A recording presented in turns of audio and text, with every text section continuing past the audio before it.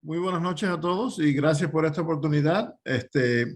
Hoy estoy haciendo una presentación en capacidad de el Chairman of the Board del Spellman Museum of Stamps and Postal History. Este museo es el museo, según mi entendimiento, más antiguo museo filatélico en el continente americano. Este año cumple 60 años. Está a las afueras de Boston, en el campus de una universidad que se llama Regis College.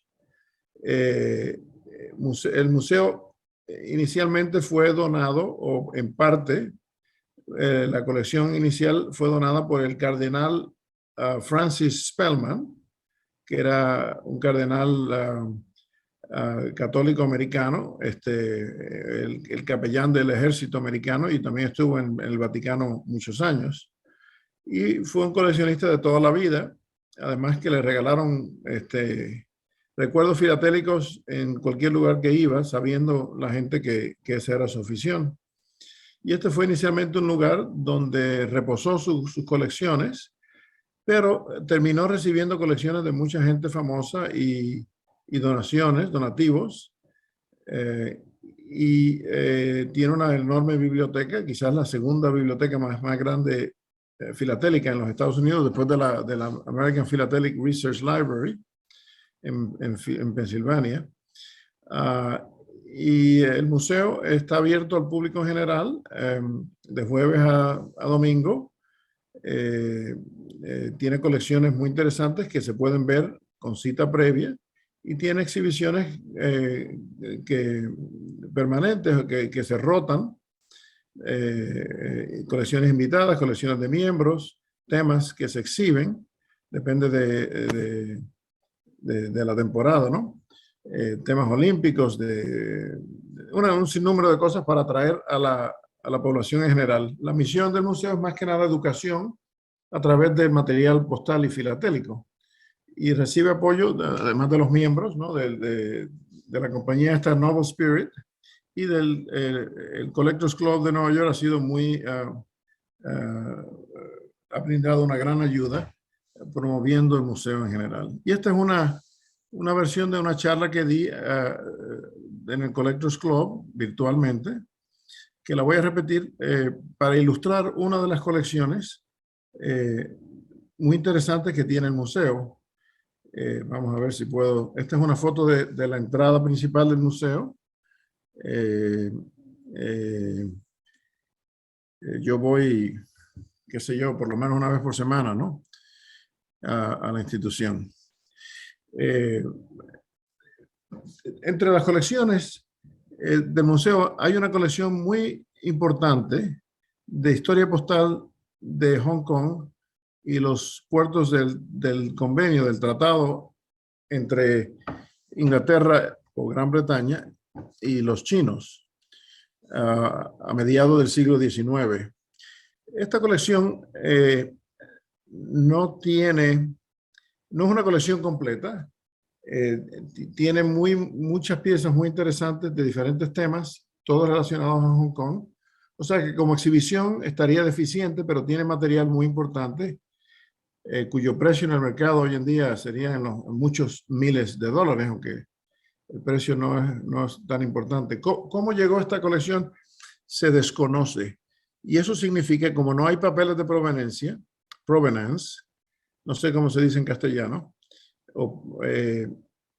indica que esta colección provino del Museo Filatélico Nacional. El Museo Filatélico Nacional tenía su sede en Filadelfia y cesó sus operaciones a principios de la década de 1960. Y casi todas sus colecciones fueron donadas al Museo Spellman. Esta es una de ellas. Y esta colección la ha montado el ya fallecido historiador postal prominente Arthur White, que yo lo conocí, fui a su casa muchas veces. Era una eminencia extraordinaria en términos de correo marítimo. Tenía una fuente de conocimiento superior. Y esta es una vista de Hong Kong inicialmente, en la primera mitad del siglo XIX, cuando empezó a ser desarrollada esta isla, que está a la desembocadura de un río donde hay una ciudad muy grande, Cantón. Por lo menos es el nombre antiguo, hoy en día tiene un nombre diferente, ¿no? Y, y para contar una historia que haga sentido, voy a tratar hoy solamente de las piezas en esta colección que se tratan del correo entre los Estados Unidos y Hong Kong y los puertos del tratado. Hay mucha correspondencia a Europa, a Asia, que no la voy a incluir porque no hay tiempo, ¿no? Sería una charla de 4 o 5 horas. Este es un tema del que yo no conocía absolutamente nada, hasta que me puse a estudiarlo cuando tuve que hacer la presentación. Y lo que pienso hacer es ilustrar eh, el funcionamiento del correo en esa época y dar ejemplos de cómo interpretar las marcas que se encuentran en esta correspondencia o en correspondencia en general, porque como ustedes saben, los británicos manejaron una enorme cantidad de correo marítimo a través de todo el mundo y al entender esto nos va a ayudar a interpretar otras cartas de otros lugares que no tienen nada que ver con Asia o los Estados Unidos. Aquí les muestro el mapa de Hong Kong. Inicialmente no consistía de este territorio, inicialmente era esta isla pequeña. Eventualmente se expandió al territorio actual en la desembocadura del río Perlas. Esto es Cantón, que hoy en día se llama Guangzhou. Perdonen mi pronunciación china o cantonesa. El lenguaje principal chino hoy en día es el mandarín, pero en esta región se habla más que nada el cantonés, al igual que en Hong Kong. La escritura es la misma, pero el lenguaje es diferente. Y aquí está el famoso puerto de Macao, que Macao era una isla, un puerto a manos de los portugueses desde mucho antes que los británicos se asentaran en la isla de Hong Kong. Esto está en la parte sur oeste de China. Voy a empezar con varios ejemplos de correo temprano de estos territorios. Una carta dirigida de Hong Kong hacia el oeste, enviada en el año 1824 en Lintin, cerca de Hong Kong, a Boston, como indica aquí por el barco Derby. El barco Derby fue de Hong Kong hasta Manila, y de Manila se puso en otro buque llamado Perú, que fue directamente al pueblo de Salem, Massachusetts, y se demoró 6 meses en tránsito. Al llegar a Salem, como ven aquí, recibió la marca de entrada, la indicación que venía de barco y la tasa de 12 centavos, que consistía de 2 centavos por una carta de un barco llegada a los Estados Unidos, más la distancia interna. En este caso, la distancia interna de Salem a Boston estaba dentro de 30 millas, que era 10 centavos. Perdón, que era 12 centavos. Y la tasa total a pagar por el recipiente fue 14 centavos de dólar, como lo indica aquí. La persona que hizo la investigación en los periódicos de la época, etcétera, por la cual sabemos el nombre de los barcos, etcétera, fue el historiador postal que les mencioné, Arthur White, que falleció ya hace como unos 10 años. Y esto es una carta en el sentido contrario, ¿no? Enviada desde el estado de Maine a Cantón. Fue pagada de antemano 18 3/4 de centavos, y eso pagaba la distancia desde la distancia interna por tierra desde Maine hasta Nueva York. En Nueva York se puso en un barco y fue llevada hasta Hong Kong, y de ahí fue encaminada a Cantón. Aquí tiene una marca en el reverso de la agencia postal consular inglesa que se había acabado de abrir a principios del año 1844 en Cantón, y la tarifa de cartas pagadas o sin pagar, en este caso fue sin pagar, fue de 4 peniques, y esa era la tarifa sencilla para las cartas entre Cantón, Hong Kong y Macao. Cualquiera de esos lugares pagaba lo mismo. Los ingleses y posteriormente los americanos indicaban la cantidad pagada en tinta roja y la cantidad a pagar o debida en tinta negra. En este caso, la tinta negra indica que la carta fue enviada sin pagar a costo del destinatario en Cantón, que era un capitán de barco. Casi todos estos barcos eran mercantes o balleneros. Hay los récords, la bitácora de muchos de estos barcos que se sabe exactamente dónde estuvieron, cuándo estuvieron, en tal y cual lugar, que es algo muy, muy interesante. Entonces, ¿cómo llegamos a esta situación de que los británicos se establecieron en Hong Kong? Por varias décadas antes de eso, los europeos, especialmente los británicos, estaban forzando la venta de opio a los puertos, a varios puertos chinos.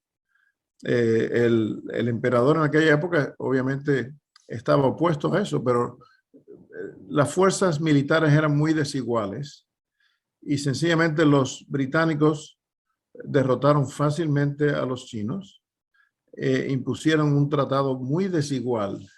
Al concluir la primera guerra del opio en el año 1842, se estableció una oficina postal británica en Hong Kong y por el Tratado de Nankín, una ciudad-puerto china, se establecieron las siguientes condiciones. Como les dije, un tratado muy desigual. Los chinos tenían que pagar reparaciones a los británicos por la guerra. Previo a esto, el monopolio del tráfico de mercancías, especialmente del opio, era todo a través de Cantón o Guangzhou, como se dice hoy en día. Los chinos le cedieron a Hong Kong a los ingleses y le concedieron unas zonas costales en 4 puertos adicionales que los voy a mencionar más adelante. Dentro de esos lugares, los extranjeros tenían derecho al comercio libre y tenían territorios, privilegios extraterritoriales de por sí. O sea que los chinos no tenían ninguna jurisdicción dentro de sus territorios, ni legal, ni policial, ni nada de eso. Algunos de esos puertos fueron legendarios por el crimen y la corrupción y la prostitución, etcétera. Y los chinos no pudieron hacer nada al respecto. Vamos a hablar brevemente de las rutas posibles en aquella época. Aquí ven a Hong Kong, en el sur, en la costa sur oeste de China, en relación al resto del mundo, ¿no? Y las rutas inicialmente iban hacia el oeste, iban en buques de una compañía que se llamaba Peninsular and Oriental Steamship Company o P&O, para cortar el nombre. Esta compañía se estableció en los años 30 en Inglaterra. Inicialmente se llamaba Peninsular Steam Navigation Company, las mismas iniciales de la Pacific Steam Navigation Company, pero un poco antes. Y viajaba de Inglaterra a puertos en la península ibérica, terminando en Gibraltar. Posteriormente expandieron su ruta hacia el oriente, por eso le cambiaron de Peninsular a Peninsular and Oriental. Y las rutas en aquella época, a mediados del siglo XIX, eran por vapores de la Peninsular, del P&O, entre Hong Kong y Ceilán, o Sri Lanka hoy en día, y de ahí por otro vapor hasta el puerto de Suez, y de ahí por tierra al puerto mediterráneo de Alejandría, y de ahí por otros vapores, principalmente de la península, iban hacia Inglaterra. Y había 2 rutas, una por Francia, que era un poco más rápido, pero más cara, y la otra alrededor de la península, directamente hasta el puerto inglés de Southampton. Toda la conducción en aquella época era por vapores ingleses de la península nororiental que operaba bajo contrato del correo británico. Una vez en Inglaterra, las cartas de las que voy a tratar hoy en día a los Estados Unidos tenían que cruzar el Atlántico y aquí hubo 2 opciones por vapores británicos de la compañía Cunard o por vapores americanos, que hubo una serie de líneas que operaban con contrato del correo americano. Y eso determinaba las tarifas. Las tarifas estaban sujetas a quién transportaba la carta a través del Atlántico o si esta correspondencia iba por Marsella o directamente a Southampton. Posteriormente se estableció una ruta transpacífica de Hong Kong yéndose al este directamente a San Francisco. Eso se llevaba a cabo enteramente por vapores de compañías americanas. Si tienen alguna pregunta me pueden interrumpir. Posteriormente, en el año creo que 71, se estableció una ruta aún más rápida entre Suez y el puerto del sureste de Italia, Brindisi. Ahí se dejaba la correspondencia e iba directamente por tren hasta Calais, en Francia, y de ahí cruzaba el Canal de la Mancha hasta Inglaterra. Eso se comenzó a usar posteriormente y era una ruta también bastante rápida. Para que tengan idea de la complejidad de las tarifas, estos fueron los periodos de validez de diferentes tarifas que obviamente no podemos cubrirlas todas, pero nos dan una idea de la complejidad y de la diversa número de opciones que había. O sea que hay que saber las rutas, la tarifa que estuvo vigente en ciertos periodos y saber la ruta, la que recorría una carta para determinar cada tarifa en particular, ¿no? Como suelo hacer en mis presentaciones, va a haber una prueba al final y quiero que se memoricen esto rápidamente. Si fracasan, van a tener que repetir la charla, ¿no? Aquí les voy a ilustrar varios ejemplares. Esto es un ejemplo de correo enviado sin pagar por la vía del Canal de Suez y Marsella. No había Canal de Suez, perdón, por la vía del Estrecho de Suez. El Canal de Suez no se construyó hasta 1869. Previo a eso, iban, como ven aquí ilustrado, por cartero viajando a camello, la mayoría de la travesía. Y al decir overland, a través de la tierra, se referían al Estrecho de Suez, entre Alejandría y Suez. Esta carta salió en el año 1854 de Hong Kong a Haverhill, Massachusetts. Fue enviada sin pagar. ¿Por qué se podía enviar sin pagar? En el año 1848, los ingleses y los americanos firmaron el primer convenio postal en el cual se expresaba la contabilidad de la carta en el frente del sobre, todas las marcas, y las cartas se podían enviar pagadas de antemano o sin pagar o pagadas parcialmente. O sea que era una locura la contabilidad que se tenía que llevar a cabo, pero bueno, eso fue lo que se decidió. 20 años más tarde, cuando se firmó el segundo convenio entre Inglaterra y los Estados Unidos, en el 1868, decidieron obviar todo ese tipo de contabilidad porque el volumen ya era insostenible. Imagínense cada cartero al recibir una carta tener que pesarla, determinar la ruta que siguió o la ruta que era una locura, ¿no? En el 68 se eliminó todo eso y se simplificó sumamente, se hizo mucho más eficaz este proceso. Pues esta carta, como ven aquí la tarifa, déjenme quitar esto de aquí, un momento, que no la veo yo con... Como ven aquí la tarifa total en esta época de entre 55 y 57 a través de Marsella hasta un cuarto de onza en centavos americanos era un total de 43 centavos. ¿Cómo se dividía esta tarifa? 5 centavos por el correo interno americano, 16 centavos por el cruce transatlántico, 12 centavos a los ingleses y 10 centavos a los franceses por el tránsito. Hay que tener en cuenta que los franceses usaban la unidad de peso de un cuarto de onza, al menos inicialmente, mientras que los ingleses y los americanos usaban la unidad de media onza. O sea que esto añadía otro nivel de complejidad en el cálculo de las tarifas. Esta carta fue a través del Atlántico por la línea Collins, por el barco Pacific de la línea Collins, O sea que el total debido a pagar por el destinatario en Estados Unidos era 43 centavos, de los cuales 22 centavos le correspondían a Inglaterra, 12 a los ingleses, 10 para los franceses. Los ingleses le tenían que pagar a los franceses estos 10 centavos y el resto le correspondía a los Estados Unidos. Aquí ven, se puso 16 por el cruce transatlántico, se tachó 22 que le correspondían a los ingleses. Aquí lo vemos. Y aquí este cuño a la llegada a Nueva York indica que el cruce transatlántico fue por un vapor americano, ¿ves? American Packet, el Pacific de la línea Collins.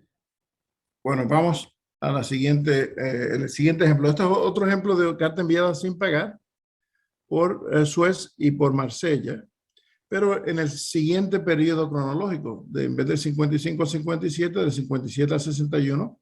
Esta es una carta,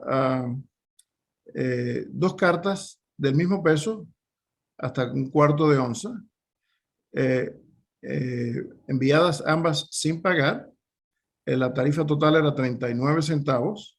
La de arriba fue enviada de Hong Kong a North Chatham, Massachusetts, pero fue por un vapor británico a través del Atlántico, por lo cual el débito para Inglaterra era 34 centavos. O sea que esta carta llegaba a los Estados Unidos, le cobraban 39 centavos al destinatario, y aquí, como ves, indica la marca de Boston por paquete británico. El correo de los Estados Unidos le debía por esta carta 34 centavos a los Estados Unidos. Esta carta siguió la misma ruta, pero el cruce transatlántico fue por un vapor americano. Como lo indica aquí la marca de Nueva York de llegada, vapor americano, al destinatario, el mismo destinatario de la carta previa, se le cobró 39 centavos, de los cuales 18 centavos le correspondían a Inglaterra, 12 por el tránsito británico en el sur del Pacífico, perdón, en el mar de China y en al sur de India, y 6 por el cruce transatlántico por Francia. En esta época el tránsito francés se había disminuido de 10 a 6 centavos, el equivalente a 6 centavos americanos. Este es otro ejemplo de una carta enviada durante el mismo periodo, pero de media onza, en vez de un cuarto de onza. El total a pagar por el destinatario era de 45 centavos. Fue por un vapor británico a través del Atlántico, como lo indica la marca de recepción en Nueva York, y de estos 45 centavos, 40 le correspondían a los británicos. Aquí ven la indicación por vía de Marsella, y esta es una ilustración de cómo se veía Marsella a mediados del siglo XIX. Esta carta tiene otra marca adicional, es un 1 en negro. De los 40 centavos de dólar que le correspondían a los británicos, a la administración postal local de Hong Kong se le daba el equivalente a un centavo. Perdón, a un penique, que era 2 centavos, como lo ven aquí.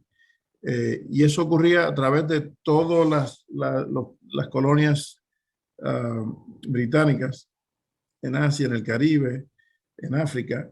La correspondencia que manejaban por el tráfico local se le concedía un penique de crédito, o la cantidad a retener. El resto era por el cruce transatlántico. Aquí vamos a ver el periodo siguiente. Otro ejemplo de correo por vía de Marsella, pagado de antemano. Los que les he mostrado anteriormente han ido sin pagar. Y esta carta fue de Shanghai a Hong Kong, a Boston, por la vía de Marsella. Y el cruce transatlántico fue por un vapor americano, el City of Washington. Como ven, las marcas puestas en rojo indica que el porteo se pagó previamente, que no se debía nada por el destinatario. Esta carta tiene la marca de recepción de Boston, indicando que venía por paquete americano. Y aquí vemos la distribución de la cantidad total a pagar, era de 53 centavos por una carta de media onza a través de Marsella. ¿Y qué son estos números? 2 raya 1,5 en 2 chelines, 1,5 peniques, era equivalente a 53 centavos pagados de antemano por el remitente, de los cuales 21 centavos, como ven aquí, era el crédito que Inglaterra le tenía que pagar a los Estados Unidos por la conducción transatlántica y por la conducción local dentro del país. O sea que 16 centavos transatlántico, 5 centavos por el transporte interno.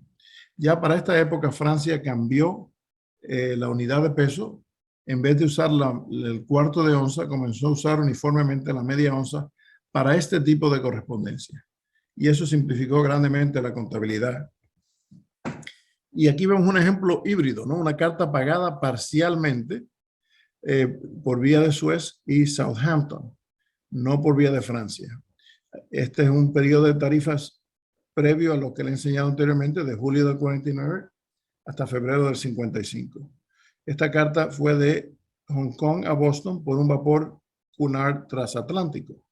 El remitente pagó 40 centavos, el equivalente a 40 centavos en Hong Kong, pero la moneda en aquella época también se expresaba en libras esterlinas, o sea que era un chelín y 8 peniques, equivalente a 40 centavos de dólar, pagado en Hong Kong.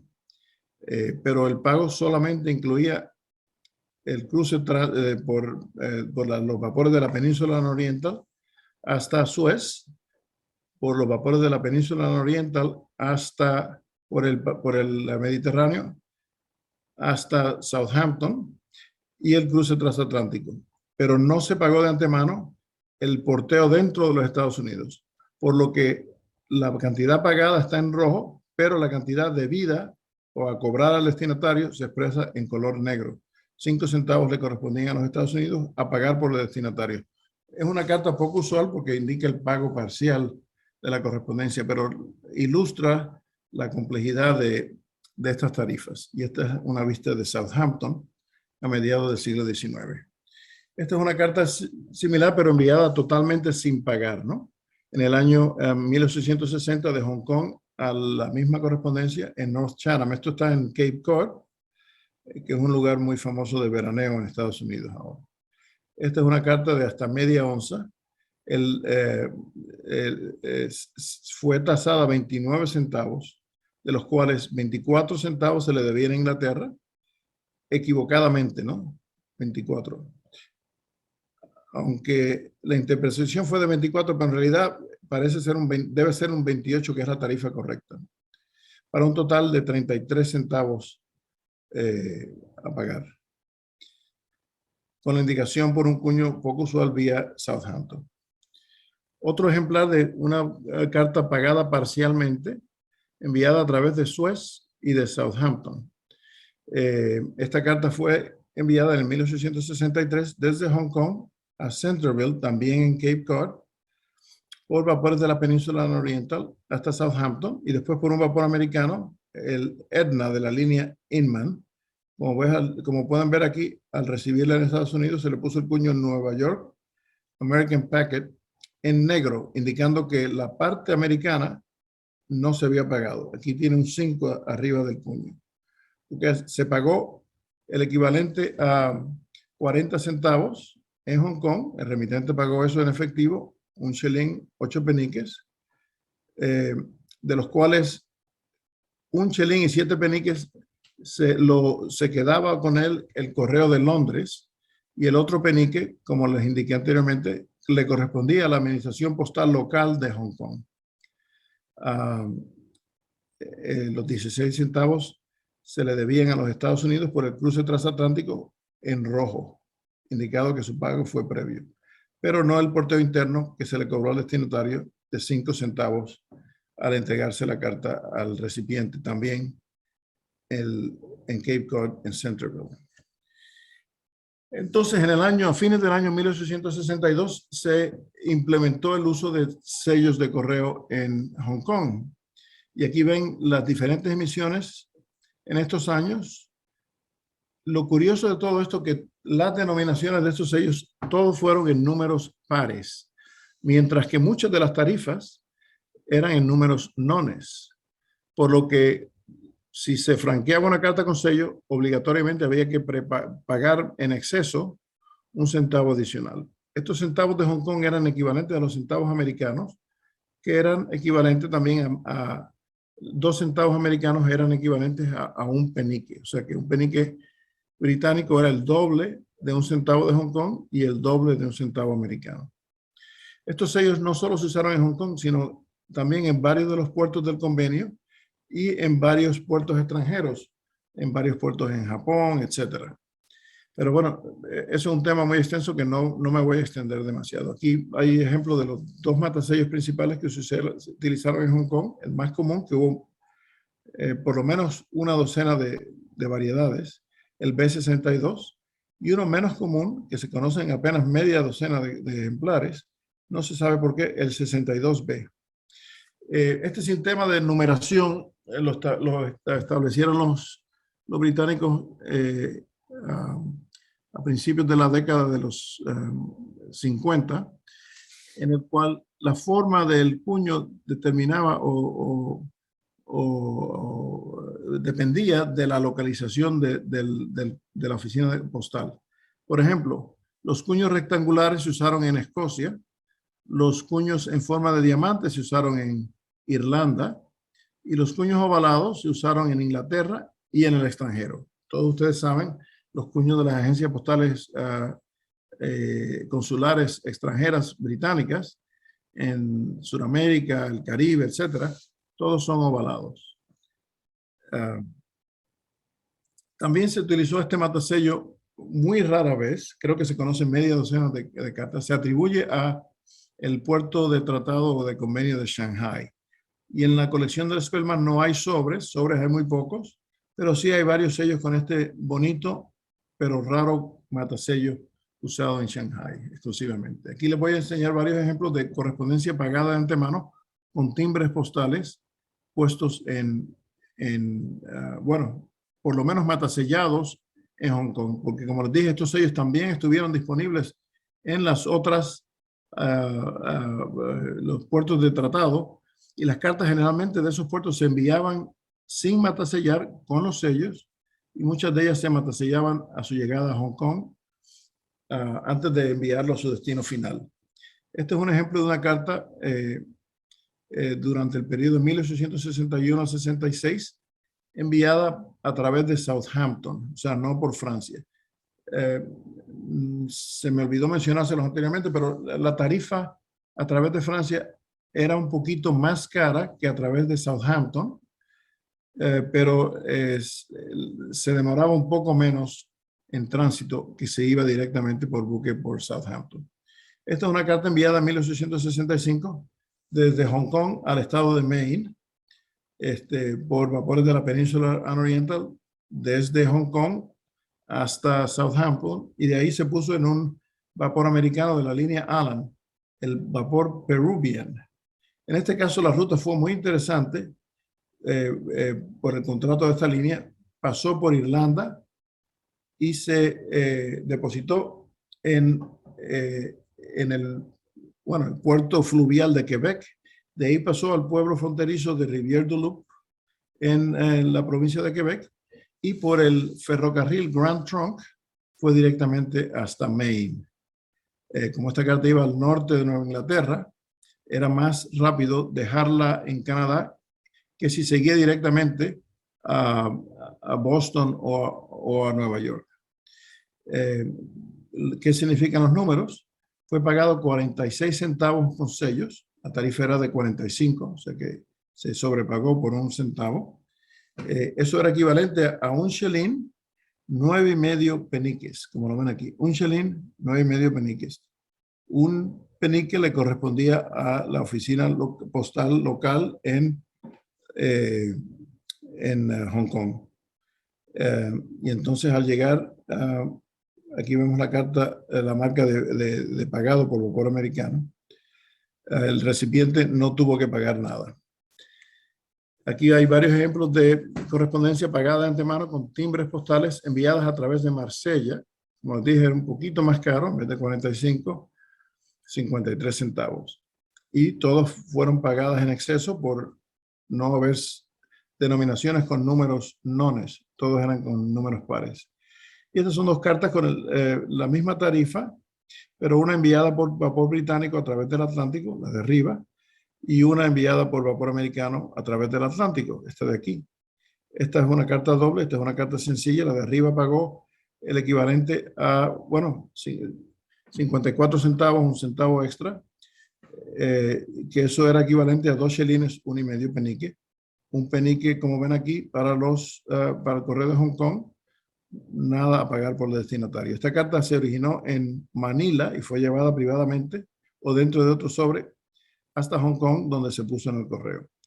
Y esta carta de aquí, enviada en el mismo año a la misma compañía en Boston, pero el cruce transatlántico fue por un vapor americano, el vapor City of Manchester, de la línea Inman, y fue una carta de peso doble. O sea que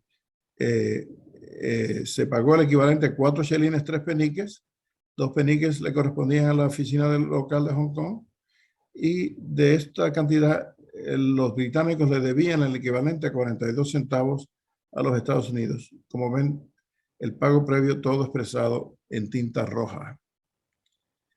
Entonces, en 1869 se abrió el canal de Suez, que aceleró sustancialmente el tráfico a través del estrecho entre Suez y Alejandría. Esta es una vista temprana de cómo lucía el canal. Y ahora voy a hablar brevemente de la ruta transpacífica, que, como les mencioné, se llevaba a cabo generalmente por vapores de compañías americanas. Cuando se estableció esto en el 67, hubo un periodo experimental en que no había un convenio postal firmado. Fue en noviembre del 67 cuando se firmó el convenio entre Gran Bretaña y Estados Unidos, que correspondía a la correspondencia transatlántica entre Hong Kong u otros puertos asiáticos y San Francisco en la costa oeste de los Estados Unidos.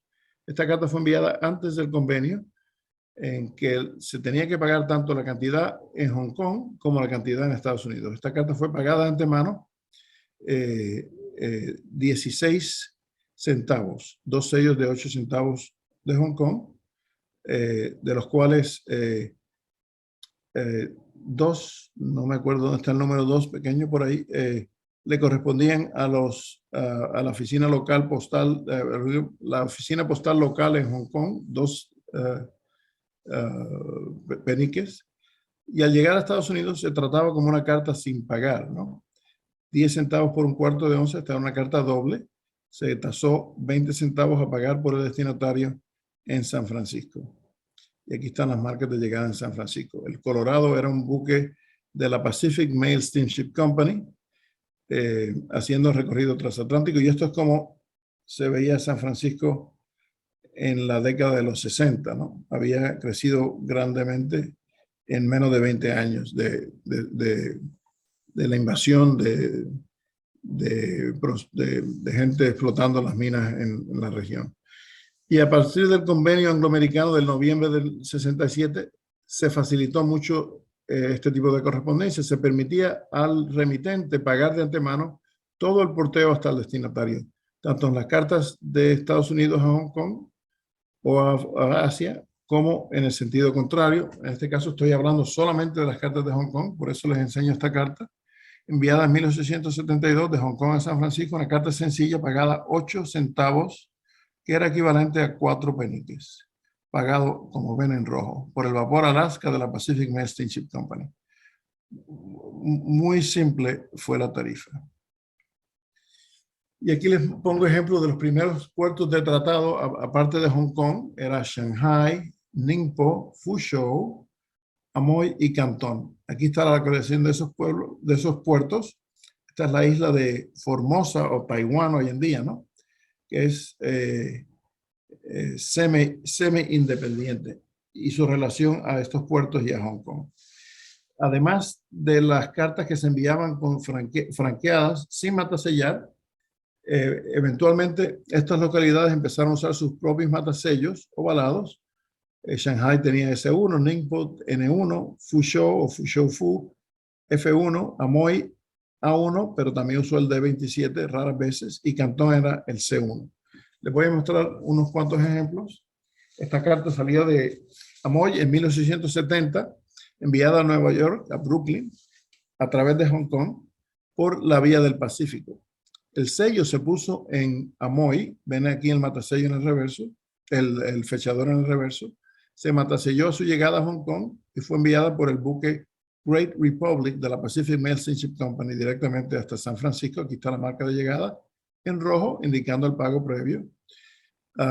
Y eso incluía el cruce transcontinental desde San Francisco a Nueva York por tierra. A partir de 1869 se comenzó a funcionar el ferrocarril transcontinental en los Estados Unidos.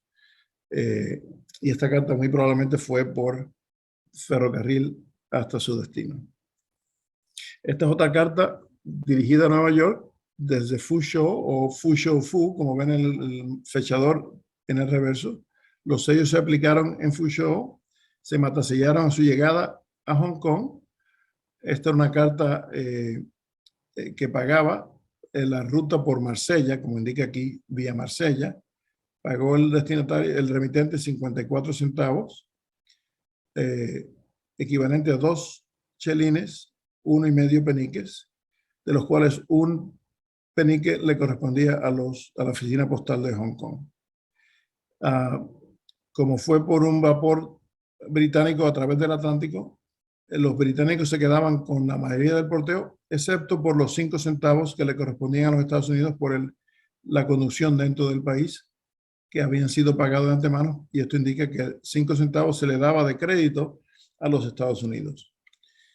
Esta es una carta desde Shanghai, prepagada por vía de Marsella, como indica el remitente, el fechador de origen de Shanghai, el fechador de tránsito de Hong Kong. Al llegar a Hong Kong se le matasellaron los sellos, equivalente a 54 centavos. Una tarifa similar a la carta previa, pero de Shanghai. Como ilustran los sobres previos, la complejidad de la contabilidad era sustancial, ¿no? Imagínense el tiempo que se demoraban los empleados postales en recibir las cartas, asegurarse que el peso estuviera correcto, confirmar la ruta, confirmar cuánto pagaban y escribían cuánto le correspondía a los ingleses, cuánto le corría a los americanos, cuánto le debía una oficina postal a la otra. Era sumamente ineficiente. Y esta es una carta rarísima, enviada por correo certificado en el 1877 de Hong Kong hasta Cincinnati, Ohio. En esta época, Estados Unidos era parte de la Unión Postal Universal, pero no Hong Kong todavía. Inglaterra, por supuesto que sí. Esta es una carta sencilla, pagando 24 centavos por la certificación y 8 centavos por una carta sencilla a través del Pacífico pagada de antemano. Aquí tiene la marca de Hong Kong, pagado por completo, y la marca de certificación de Hong Kong. Fue transportada por el vapor Oceanic de la Occidental and Oriental Steamship Company, otra compañía americana haciendo el recorrido a través del Pacífico. Y aquí termino. Quería ilustrar esta correspondencia poco usual en una de las muchas colecciones del Museo Spellman, e ilustrar este tipo de correo como un ejercicio didáctico, ¿no? Ilustrando la complejidad y explicando el significado de todas estas marcas y números y colores y rutas, etcétera. Y ahora, si hay alguna pregunta, con mucho gusto, si tengo la respuesta, estoy contento de contestársela. Muchas gracias por su atención. Gracias, Yamil. Espero que no haya sido demasiado pesado el tema. Para nada, muy interesante. O en cantonés, Toshe, ¿no? Una pregunta, Yamil. Sí. ¿En la colección Spellman existe material de Sudamérica, de alguna parte? Sí. Hombre, hay muchísimas cosas. No me he puesto a mirar, por ejemplo, de Cuba, que me interesa a mí. Hay material nada así excepcional. De México hay cosas mejorcitas, filatélicas, no historia postal, pero hay colecciones especializadas de los estados hindús, por ejemplo. Hay cosas espectaculares, ¿no? Pruebas de sellos americanos, ensayos que nada más se conocen uno. ese tipo de cosas. Estamos tratando de organizar las cosas y tener un índice que se pueda consultar online para que la gente sepa lo que hay. Siempre se puede escribirle al curator y hacerle la pregunta directamente. Me interesa tal tema, ¿qué tienen ahí? Y cualquier persona puede visitar haciendo cita previa, o si me contactan a mí, es fácil conseguir eso. Pero bueno, hay que venir a Boston. ¿Y dejan tomar fotografías? Sí, podemos hacerle scans. Ok. De hecho, yo tengo varias imágenes de sobres que quiero ilustrar en artículos que me los han facilitado.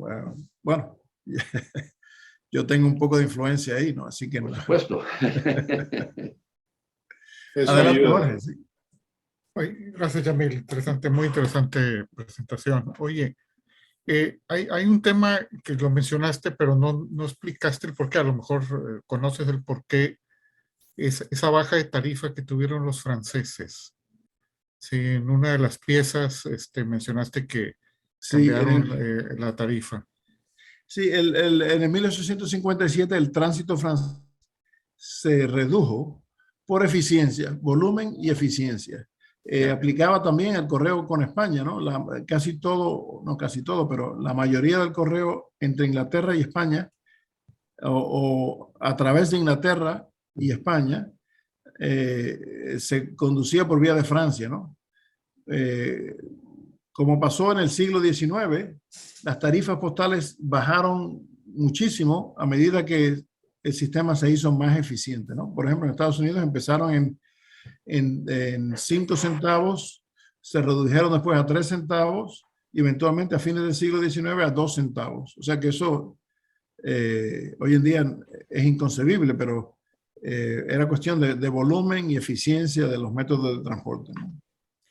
Oye, y varios de estos países eventualmente tenían conflictos bastante severos. ¿Cómo terminaban, pues, digamos, los balances económicos que tenían que hacer entre ellos cuando esto sucedía?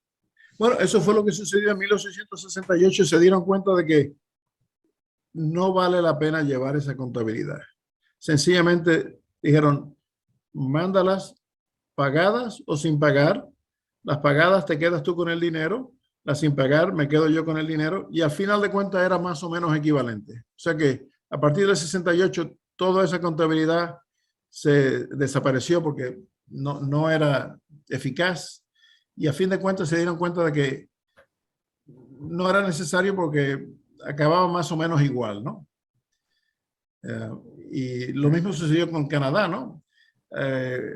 Los convenios con Canadá a partir del año 51 fueron, puedes mandarla pagada o sin pagar. Cada país se queda con la porción suya, ¿no? Si la mandas sin pagar de Estados Unidos, Canadá se queda con ella. Si la mandas pagada de antemano, Estados Unidos se queda con ella. O sea que no hubo mucha diferencia, ¿no? Ya, gracias. Costaba más y se demoraba más sacar todas esas cuentas con detalles de lo que... Y el correo en aquella época era muy eficaz. Llegaba de un vapor, se procesaba inmediatamente si no venía en una valija sellada y se ponía en un tren o lo que sea. Por eso las cartas llegaban más rápido de lo que llegan hoy en día, ¿no? Hace 150 y pico de años, ¿no? Porque era el principal medio de comunicación a distancia, ¿no? Y se le daba mucha importancia. Yamil, una pregunta. El periodo que has cubierto empieza más o menos en el 50-51 y la ruta que mostraste era ruta marítima. Anteriormente, y en esa colección o que tengas referencia, ¿cuál era la ruta de hacia la China, hacia Cantón, hacia Hong Kong, hacia esa área? Mostré varios ejemplos, inclusive desde el siglo XVIII se conoce correspondencia, era por barcos mercantes o balleneros, o algún barco militar, ¿no? Pero no había ruta fija, se demoraba 6 meses, ¿no? Depende de dónde fuese el barco, a veces iban directamente.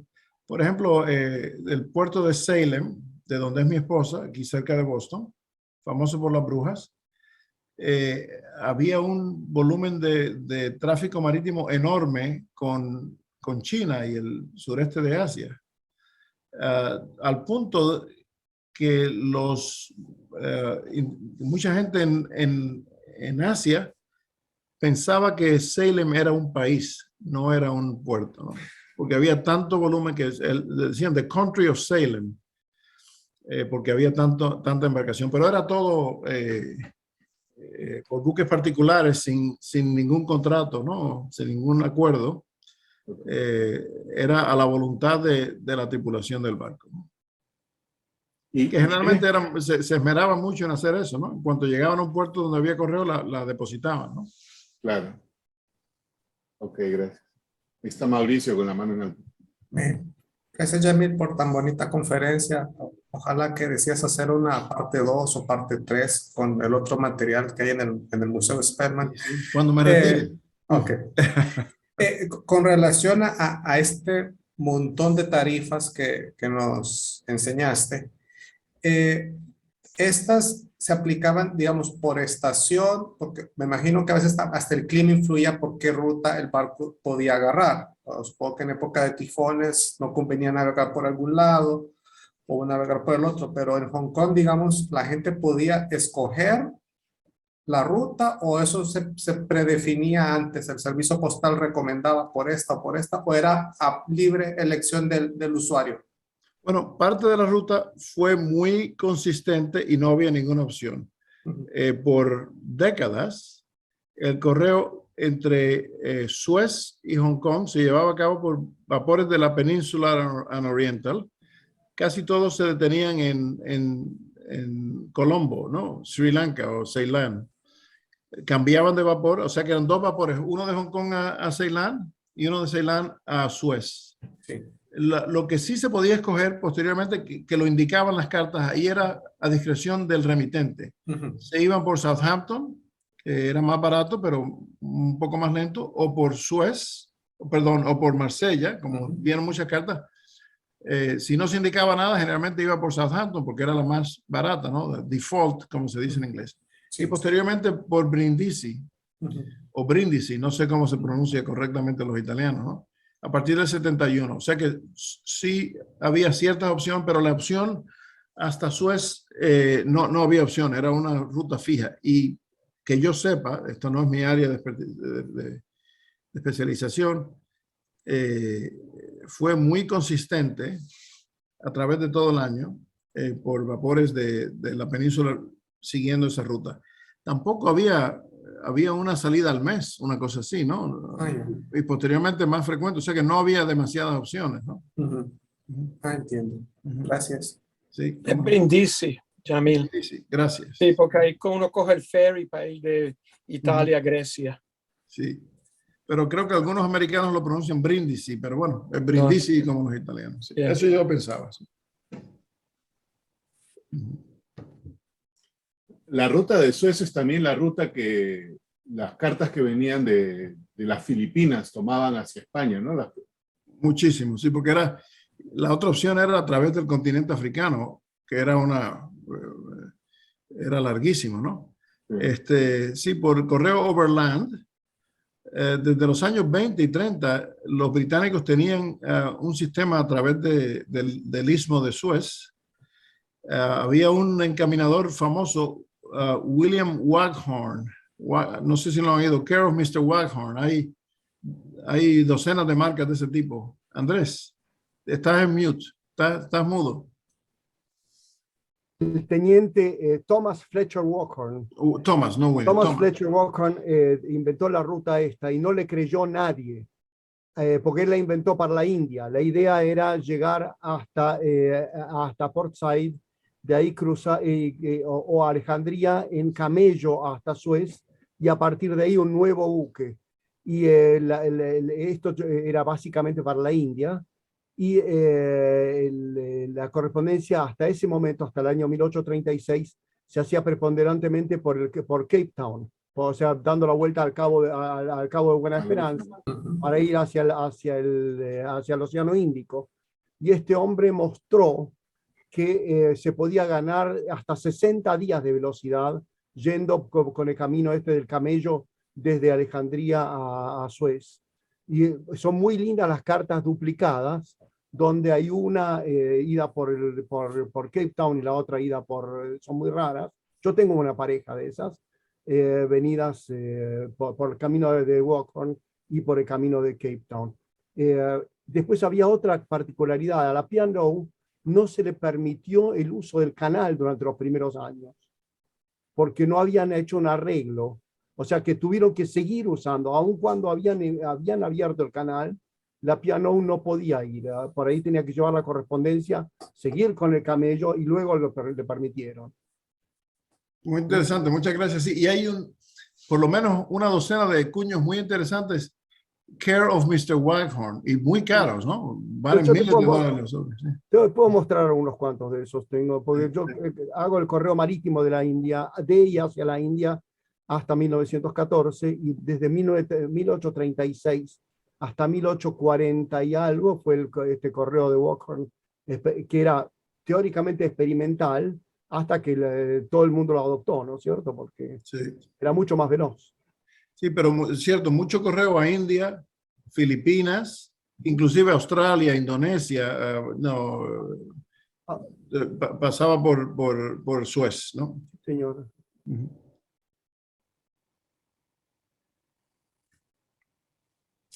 Jaime.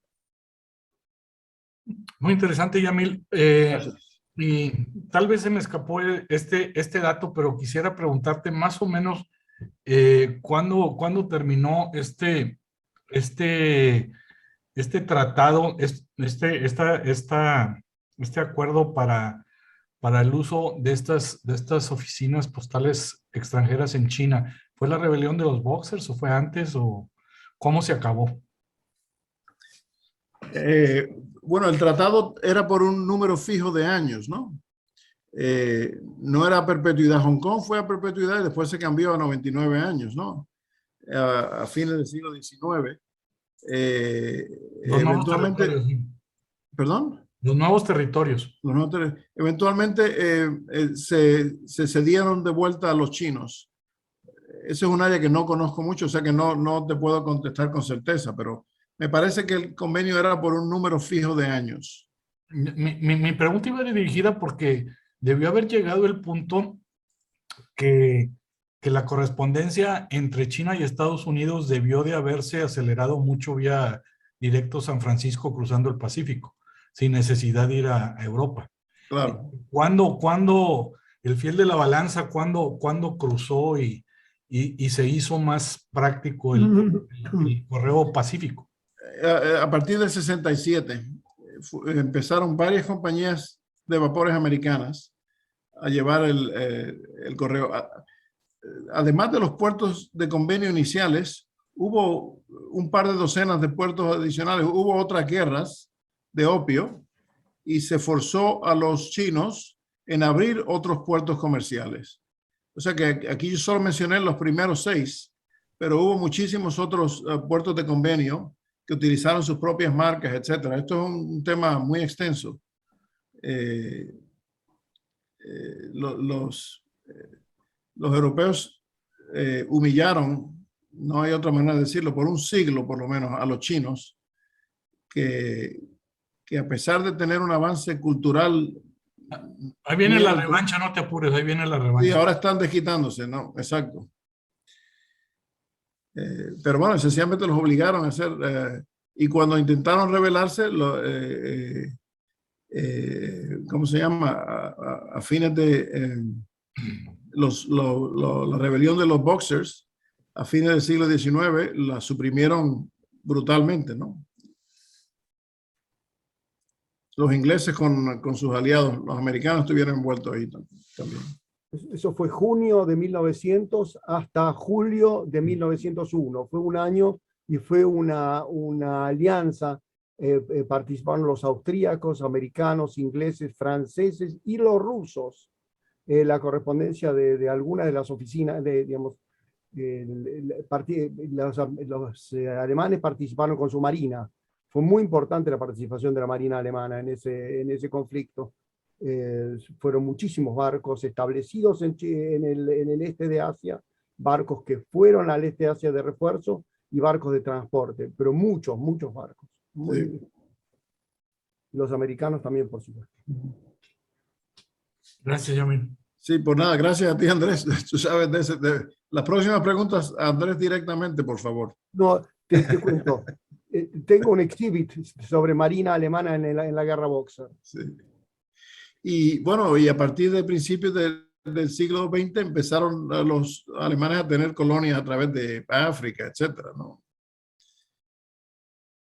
Lo interesante de eso es que las oficinas postales, por ejemplo, Alemania tenía oficinas postales en Cantón, por ejemplo, uno de los puertos de Treaty, en Chifu, en Shanghai, en Tianjin.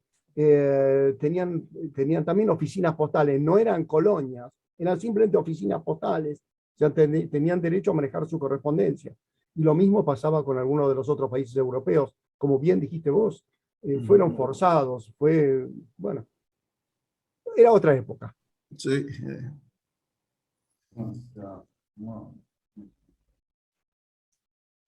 Claro.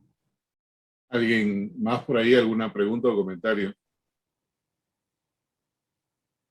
Yo tengo una curiosidad final, Yamil, referente a las rutas, como decías, agarraban, digamos, el barco que fuese. La razón por la que pregunto es, yo tengo una carta que va de Lima a Cantón, que está ahí a media cuadra de Hong Kong, en esta dimensión, y la carta está marcada por Hellensport. Hellensport es el estrecho ese que está en Turquía.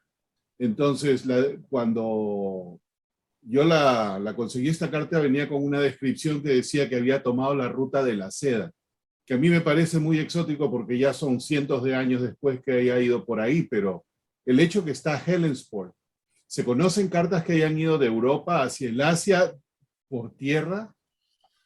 Yo no las conozco, me imagino que sí, pero ¿cuánto tiempo se demoró esa carta? ¿Sabes? Se demoró casi un año. Sí, es posible en ese caso, pero la respuesta es yo no la sé. Okay. No me atrevo a hacer comentarios porque ese es un tema que yo no conozco a profundidad, ¿no? Pero lo más probable es que todo ese tipo de correspondencia siempre haya agarrado el navío de oportunidad para ir por mar, que era la ruta, digamos, más plausible, ¿no? Claro, eso siempre fue una opción, ¿no? Claro. Pero si no, estaban las salidas regulares de los paquebotes, ¿no? De los vapores, con fechas y rutas específicas, ¿no? Okay. Gracias. No veo a nadie más por ahí con la mano en alto. ¿Una pregunta? Yamil, una consulta más. Viendo estas cartas, las que se enviaban con el porte sin pagar, entre todos tus estudios, ¿has visto alguna en donde, digamos, el destinatario haya rehusado el pago y la hayan tenido que devolver? ¿Que haya hecho el trayecto de regreso? De Hong Kong en particular, no, pero sí hay otras cartas, se conocen cartas que se han rehusado por el destinatario, ¿no? Y generalmente no se devolvían, se quedaban en la oficina de cartas de rezagos, ¿no? Ya. Y después de un tiempo las destruían, ¿no? Generalmente, ¿no? Entiendo, gracias. Diego. Perdona que meta mi cuchara antes de terminar esto, pero otra razón por la que no se puede entregar es por un conflicto local.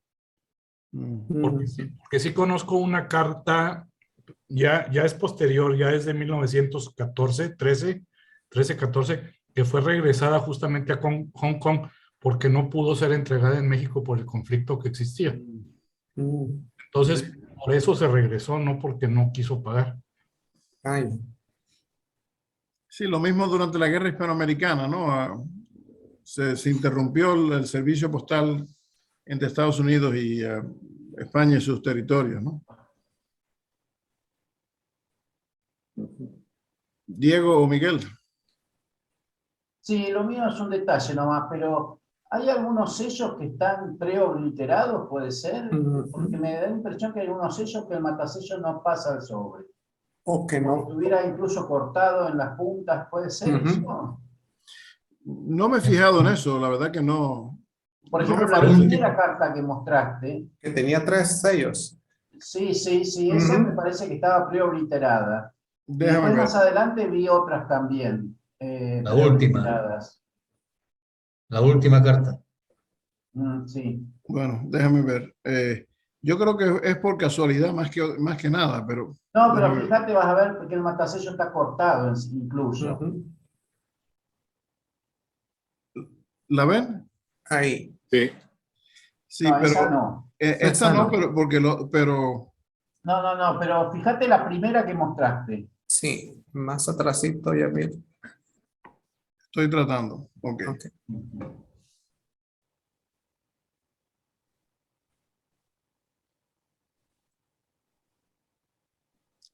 Esta.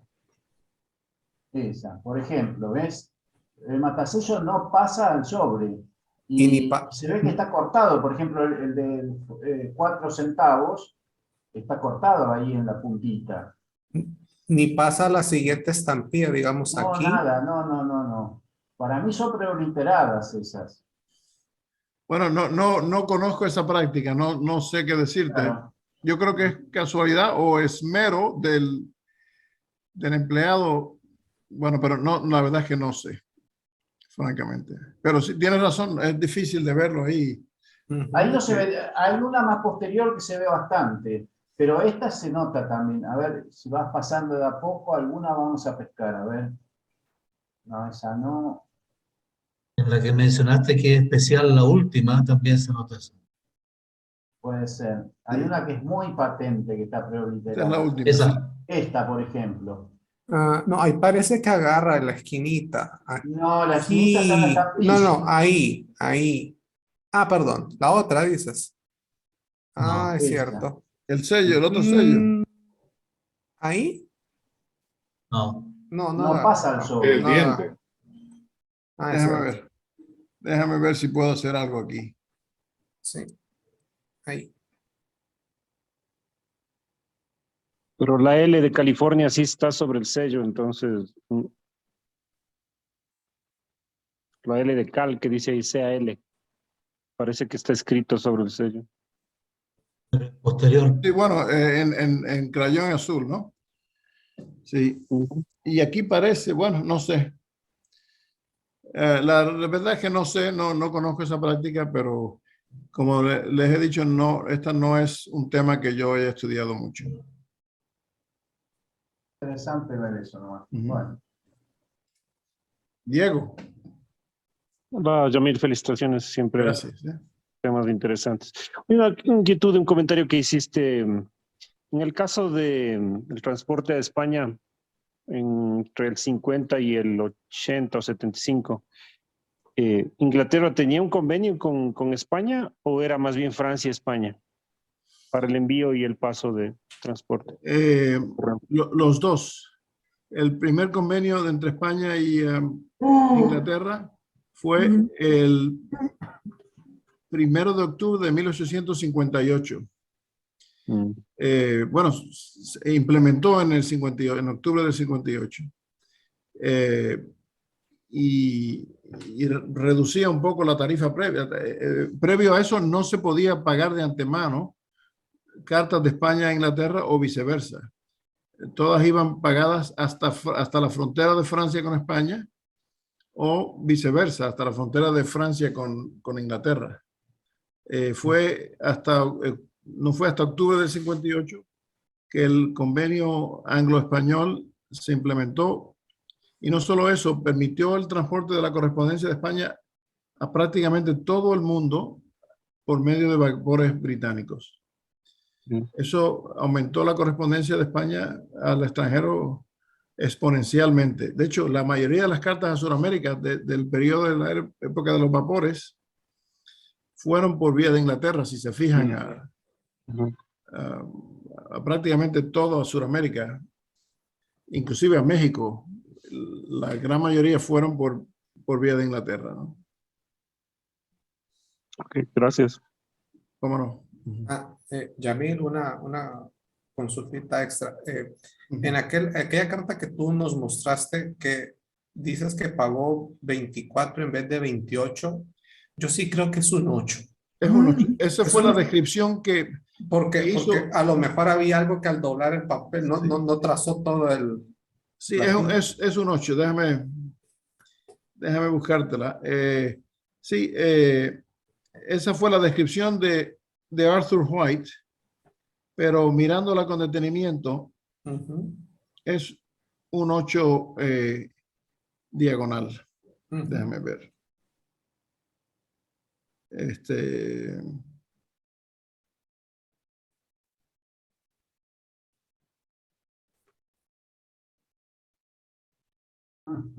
Sí. ¿Lo ven ahí? Sí. Sí. Sí, es un 8. O sea que esto fue un error de interpretación de Arthur. Sí.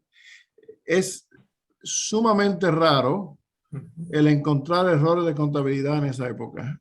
La gente, los empleados de correo eran muy eficaces en eso. Claro, hay algún error, pero son extremadamente raros. Y también muchos de los empleados tenían su propia idiosincrasia para hacer ciertos números. Exacto. Exacto. O sea que si encuentran alguna tarifa rara que la vayan a atribuir al empleado de correos, hay que buscar más a fondo porque probablemente hay alguna otra explicación que no haya sido el error del empleado, ¿no? Así es. Bueno. Yamil, muchas gracias, como siempre, muy interesante e ilustrativa tu charla. Gracias a ustedes. Muy linda la Buenas charla. noches. Muy buena. Excelente, sí, realmente. Muy lindo material. Fantástico. Y el día de mañana...